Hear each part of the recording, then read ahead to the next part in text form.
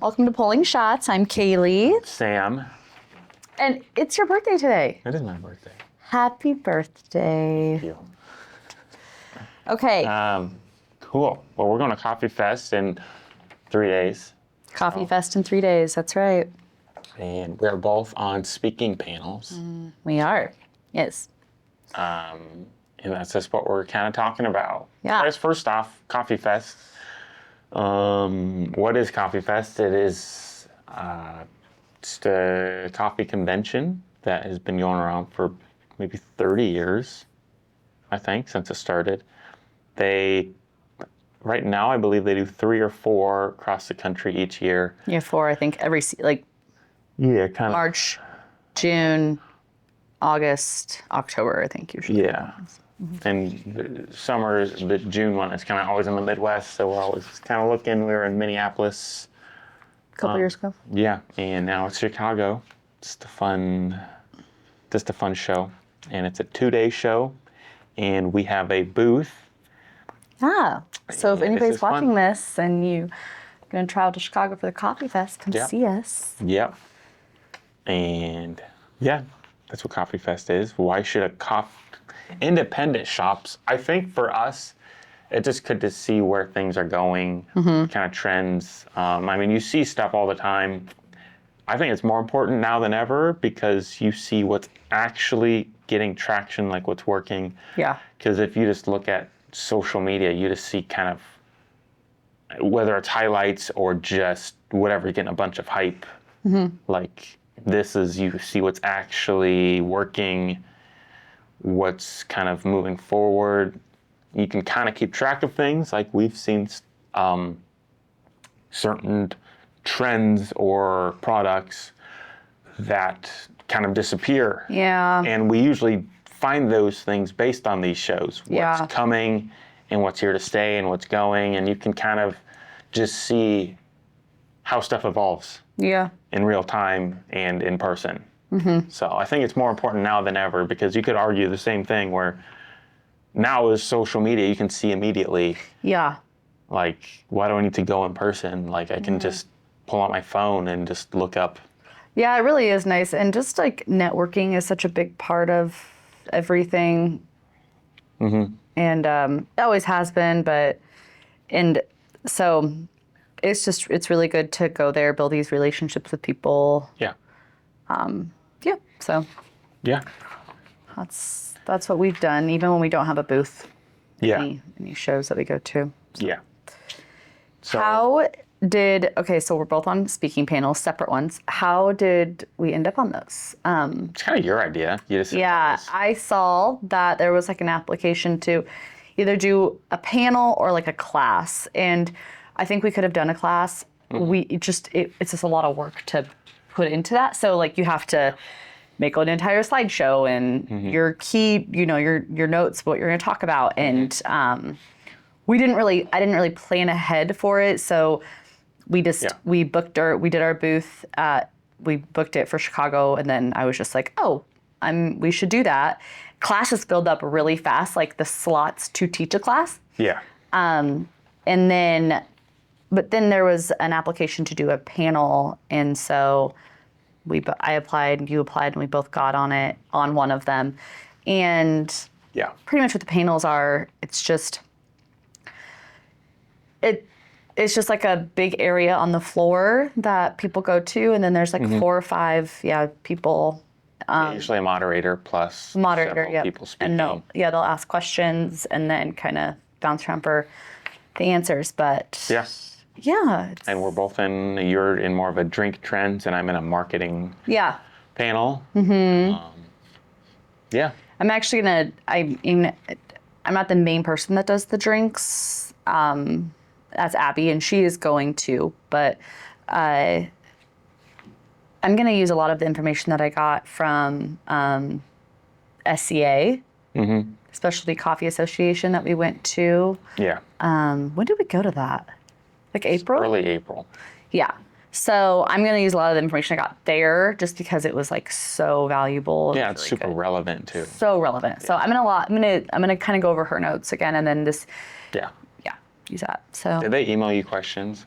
no, have they emailed you questions? Yeah. I think they're supposed to, the moderators. Yeah, probably. Yeah. So I'm just like gotta go winging for it. Yeah. Yeah. And then I'm also they reached out to me, the people that are in charge of Coffee Fest, I don't know, and asked if I would do voting. So they give me like a list of all the booths and things I have to do and try. And then I have to go around and like make sure I try everything. And then I have to vote for my favorite try or experience. So it's like, and so I'm pretty excited to do that because I've always hear about like the best new product or whatever, and now I get to vote for it. So I'm excited. That's cool. Okay. Cool. Well, mine is Beyond the Cafe, marketing outside your four walls. So it's a little bit more like social media, and I mean, that's kind of obvious, that's outside your four walls, but then also, I mean, there's other things like I was going to bring up, like right now we're in a vote, I guess, for Business of the Year in Urbandale through our Urbandale Chamber that we're involved in. And, we've been involved in the Urbandale Chamber for like 2+ decades. Yeah, and to tell, Urbandale is like a large suburb of Des Moines. Yeah. Like it is. Yeah, it's a pretty well established, like long-term established Yeah. suburb of Des Moines. And we've been involved in the chamber. It's a pretty well established chamber, and we've just kind of been involved in it. And I will say we've tried other chambers, and we're just kind of stuck in this one. So it kind of like one thing, trying new things, seeing what works, and then kind of doubling down on that. Yeah. Because just the relationships are usually really long-standing, and just building up your local credibility is really important. And and then, I mean, this whole Business of the Year in Urbandale for a coffee shop to get that. Yeah, that's so exciting. Yeah, so I think that was one thing. And then the other, I was going to bring up our Urbandale Parade, also Urbandale. 4th of July parade. Yeah, which we just kind of signed up for 2 years ago, and we ended up... 2 or 3? This will be our third. So 2 years ago was our first. Yeah. And we just kind of said, well, we're doing farmers markets, so let's just do this. We're making a bunch of cold brew and sweet cream. Let's just do that. Just another day. Just make extra. And we handed out like 50 gallons. And I just need to say, July in Iowa is like July everywhere else. It's like hot and sunny. Humid and sunny. Yeah. Boy, that's a lot of work. Because you can't just like throw it. Like, yeah, you gotta hand it out to people. You gotta run. So, but we've had several people say, that's the reason I'm at your shop, is because of the Urbandale Parade. I got a coffee. And I usually don't try these special coffees, but this is super. Yeah. And they come there because they come to our shop now because of it. So stuff like that. Like, it's not like we're like, how do we put this whole marketing plan together? We're just like, great, sounds kind of fun. Let's just try it out. I don't think we're doing anything. Yeah. Then how can we kind of make this special? Like, you can obviously put a lot more work into it, but I don't think a coffee shop owner has the bandwidth to put a whole marketing plan together and be like, I'll do the local chamber of commerce and this is what I'll get out of that. I'll do it's just kind of. No, especially like not a local small coffee shop. Yeah, it's just, I have, maybe every once a month on a Tuesday morning, they have this thing and I can work my schedule out so I can go to this local event. Yes, take advantage of like your local. And just kind of show face. You're not just in your shop, you're in the community too. So it's not just. Totally agree with that. Yeah, I don't think a local coffee shop owner has the time to put a whole thing together, but just putting a little bit of time aside just to show up in your community goes a long ways, especially over time. Yeah, and you can do that in a lot of ways, like churches. You could like your church or whatever, and just there's like multiple, your schools. And like any church, we've been involved in several churches, and we just through conversation, just, we own a coffee Yeah. shop here. Like, oh, I go there with my whatever.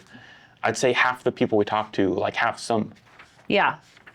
connection to our local coffee shops. So So it's really easy to get out there and or offering coffee to your local schools for conferences or summer, whatever, summer school teachers, because then when you kind of do a service or provide something for someone, they just appreciate that and then can become regular customers. So that's a good way to market outside your four walls. Yeah. And then I guess my other thing was, so there's social media. Huge. Yeah, I would say anyone can just say social media is the most underpriced attention you'll ever get, that's ever existed in human history. And I think that's true. Yeah. But also, it's not just I do think there are shops that do well by putting so little effort into it. Sure, I understand that. If you can commit to that up front, just say, I'm not going to try to make these TikTok dances and make these aesthetic drinks. If you just say once a week, I'll just say, here's what's going on. Yeah. Here's are my specials. Yeah. Something just something super basic that takes 10 minutes a week. Yeah. If you just commit to that, then I think that's better than trying Sure, I totally see what you're saying. force this thing that you're just not committed to. Yeah. Because it is I've been committed to it for maybe 5 months, and it is the hardest thing I think I've ever done. But it's also the most rewarding thing for our entire business. Yes. So I know in the long run, up to this point, but also in the long run. Mm-hmm. But I've done, it's just hard. Just I can talk to the camera and just make a video, but that took a very long time and very intentional work to get there. To get to that point. Yeah. Yeah, it's not just pull out your phone and make something that 50,000 people can relate to. That's not an easy thing to do. No, it is not. No. So I think that's where it is, because it is definitely the most underpriced. It's free. Yeah. Anyone can do it, but it also takes more work than anything else you'll do. Yeah. So for sure. Just kind of finding what path you want to take up front. So that's what I would say about that. Social media marketing. Yeah. So my panel is Drink Trends, Building a Successful Seasonal Beverage Menu Panel. So I don't have questions yet because they have not emailed me. So I'm a little kind of concerned. I mean, I can wing it. I can wing anything, but so when you think about seasonal menus, what do most shops get wrong before they even start? I would say just you have to be overly prepared. We have realized this. It's hard to follow a trend and be prepared at the same time. Mm-hmm. But for example, the horchata thing, Crumble told you that. Yeah. So a marketing guy at Crumble just commented on something, said, hey, horchata's, and then the next week horchata came out and I was like, oh, that's kind of. Yeah, and so then we're like, well, we should probably get some horchata something soon at our coffee shop. So you were able to jump on that, but a lot of times that's not what happens. And so kind of, I would say starting too late, being oh, banana has been popular for a month now, we should do that. You're probably too late at this point. So you have to be really quick on the trends. Mm-hmm. And, having a advertising or a menu board that you can just easily switch out. I've realized that's kind of really nice to have. If you make it in Canva and you just have 2 drinks in the spots, just something that you can just easily replace and do and not have to create from scratch every single time you're making a seasonal menu. Yeah. That's really important. And it's just, being too, I don't know the word I'm looking at, but self-reliant on your preferences and of the drink. Like, Too opinionated almost. too opinionated. I mean, yeah, I despise banana, and it's like, that's just what's popular right now. So that is what we're going to do. And so we are. And Yeah. if I had it my way and my preference, I'd be like, there's no way I'm doing that. Yeah. So you just kind of have to step out of your comfort zone. Yeah. Yeah. And then, Kind of stay on top of things too, probably. yes, like, See what's actually that's what out I'm saying. there. Like, as soon as you catch it, you're like, you have to just, And it just start, like we mentioned, Crumble. Like Crumble's all like, I mean, I know they're a cookie company, but they're doing things every week too. So like if they are doing something, its flavors are almost universal now. yeah. I think with social media where, yeah, it's this horchata. That's just, horchata's been around for it's just a, Forever. yeah, it's like, it's not like a this special drink trend. It's just popular right now. So if you Going see to that, be. It's not there yet. I don't think it's quite there yet in coffee shops. yeah, but like, yeah, it will be. If Crumble's doing it, you can probably guess. Yeah. So it's really just staying on top of that. And then what's local coffee shops doing? What are, like for us, what's happening in the coasts and what's in the big cities and Yeah. what's down the street? Like, We're always like, the Midwest is always like the last. So to get the trends. So yeah, it's Yeah. important to notice what's going on the coast for sure. yeah. Okay, if a shop owner's listening, and wants to build a better seasonal menu, what's the thing you tell them to do first?